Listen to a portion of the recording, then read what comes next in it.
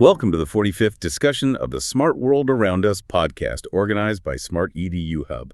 Today, we are undertaking a deep dive into the book E-Government Fundamentals by Kessel and Vrabey.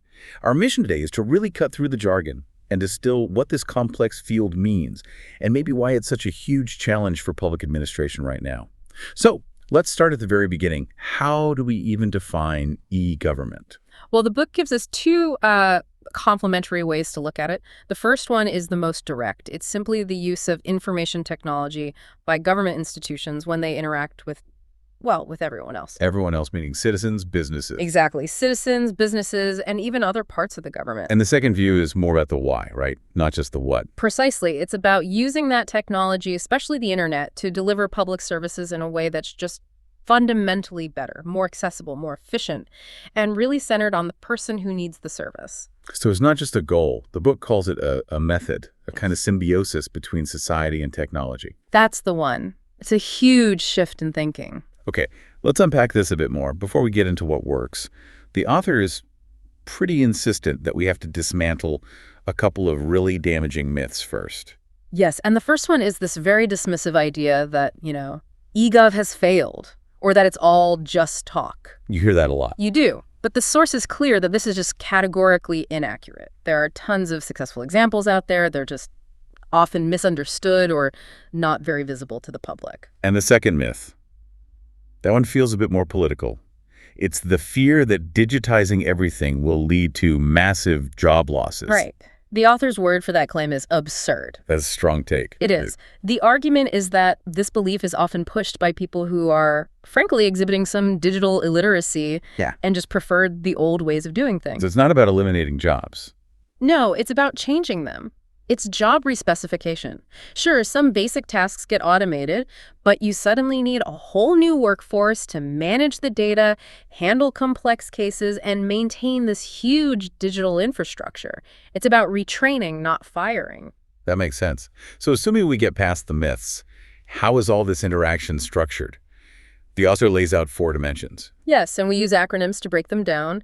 There's government to citizen, or G to C. Right. Then government to business, G to B, government to government, G to G, and the one people often forget, government to employees, or G to E. U to C is probably the one we all relate to the most. It's about personal comfort, right? Yeah. Paying a fine online at 2 a.m. Exactly. It's about ending those endless queues and making your life easier 24/7. But the book puts a surprising amount of emphasis on G to E, the employee side. Why is that one so critical? Because it's the hidden engine. If the government's internal systems, digital filing, resource management, staff training are a mess, then the promise of a smooth citizen experience just completely falls apart. You have to get your own house in order first. You absolutely do. You can't have a slick, public-facing website if the back end is chaos. Okay, so we have the structure, we have the goals.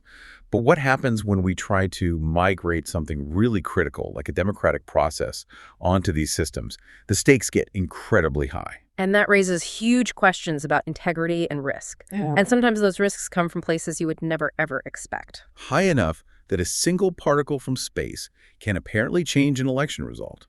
This is where the book gets really wild. It tells this incredible story from an e-voting incident in Brussels. A candidate suddenly gets 4,096 extra votes, just out of nowhere. And the official explanation is just mind-blowing. It was traced back to something called a single event upset, an SEU. Which sounds very technical, but what does it actually mean? It means a high-energy cosmic ray, literally a particle from deep space, hit a microchip in the voting computer's RAM. You're kidding me. Not at all. That single impact flipped a single bit of data in the memory, and because of how the system was programmed, flipping that specific bit, the 12th one, instantly added 2 to the power of 12 votes. Which is 4,096. That is unbelievable.